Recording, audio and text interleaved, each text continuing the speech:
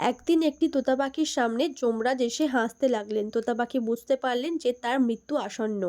তোতা পাখিটি তখন গরুর দেবের কাছে কাঁদলেন এবং গরুর দেবের কাছে হাত জোড় করে প্রার্থনা করলেন যে, হে গরুর দেব, যমরাজ আমার সামনে হাসছে, তার মানে আমার মৃত্যু আসন্ন, আপনি আমায় রক্ষা করুন।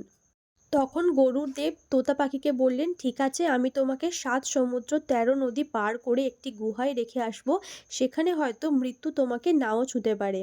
গরুর দেব রেখে এলেন সেই গুহায় তোতা পাখিকে এবং সেখান থেকে তিনি চলে এলেন।